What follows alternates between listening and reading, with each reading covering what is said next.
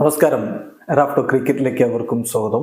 Mumbai Indians ഇന്നലെ SRHനെ തകർത്ത് തരിപ്പണമാക്കുമ്പോൾ അതുകൊണ്ട് ഗുണം ലഭിച്ചവർ പലരുണ്ട്.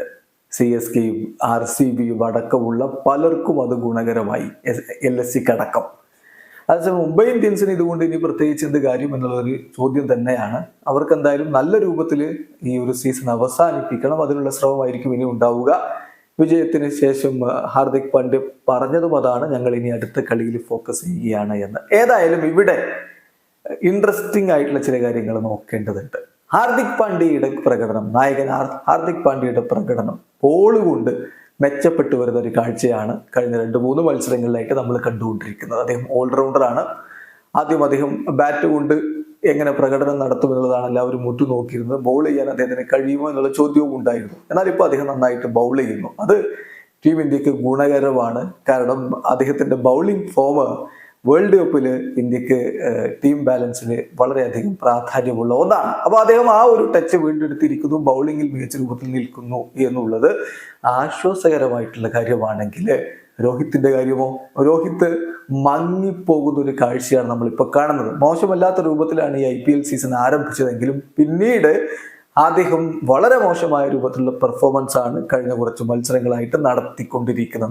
നമുക്ക് അദ്ദേഹത്തിന്റെ ഒരു പ്രകടനം ആദ്യം എടുത്ത് നോക്കാം. ആദ്യത്തെ 7 കളികളിൽ അദ്ദേഹം 297 റൺസ് അടിച്ചിരുന്നു എന്ന് പറഞ്ഞാൽ 49.5 ആവറേജിൽ 164.1 സ്ട്രൈക്ക് റേറ്റിൽ കളിച്ചിട്ടുള്ളയാളാണ് രോഹിത്. എങ്കിൽ പിന്നീടുള്ള 5 മത്സരങ്ങൾ, ആദ്യത്തെ 7 കളികളിലെ കണക്കാണ് ആദ്യം പറഞ്ഞത്. പിന്നീടുള്ള 5 മത്സരങ്ങളിൽ സംഭവിച്ചത് വെറും 33 റൺസാണ് അദ്ദേഹം അടിച്ചിരിക്കുന്നത്. ഈ അവസാനത്തെ 5 കളികളിൽ 6.6 ആണ് ആ കളികളിൽ ആവറേജ്.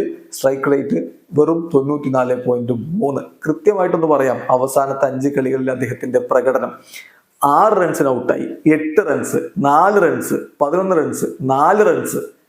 ഇങ്ങനെയാണ് രോഹിത് ശർമ്മ കളിക്കുന്നത്. T20 വേൾഡ് കപ്പിന് മുമ്പ് ക്യാപ്റ്റന്റെ ഫോം തീർച്ചയായിട്ടും ഒരു ആദ്യമായിട്ട് ഇപ്പോൾ ആരാധകരുടെ മനസ്സിലേക്ക് വരികയാണ്.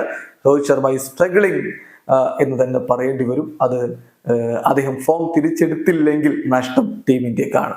മുംബൈ ഇന്ത്യൻസിന്റെ കാര്യം ഇപ്പോൾ ഒരു വഴിക്കായി. ഇനിയിപ്പോൾ അത് പ്രതീക്ഷിച്ചിരിക്കുന്നതിൽ അർത്ഥമില്ല. ടീം ഇന്ത്യക്ക് രോഹിത്തിനെ വേണം. അദ്ദേഹത്തിൽ നിന്ന് മികച്ച പ്രകടനം വരേണ്ടതുണ്ട്.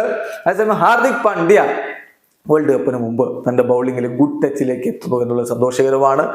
ആദ്യത്തെ 7 ഇന്നിങ്സുകളിൽ അദ്ദേഹത്തിന് 4 വിക്കറ്റുകളാണ് ഉണ്ടായിരുന്നെങ്കിൽ ഇപ്പൊ അവസാനം കളിച്ച 3 ഇന്നിങ്സുകൾ അദ്ദേഹം 7 വിക്കറ്റുകൾ വീഴ്ത്തുന്നു എന്ന് പറയുമ്പോൾ LSCക്കെതിരെ 2 വിക്കറ്റ്, KKRനെതിരെ 2 വിക്കറ്റ്, ഇന്നലെ SRHനെതിരെ 3 വിക്കറ്റ്. അപ്പം അദ്ദേഹം വളരെ മികച്ച രൂപത്തിലേക്ക് തന്റെ ബൗളിംഗ് ടച്ച് വീണ്ടെടുക്കുമ്പോൾ ഇന്ത്യക്ക് വളരെ ക്രൂഷ്യലാണ് അടുത്ത വേൾഡ് കപ്പിൽ അദ്ദേഹത്തിന്റെ സാന്നിധ്യം എന്നത് തന്നെയാണ് നമുക്ക് പറയാൻ കഴിയുക.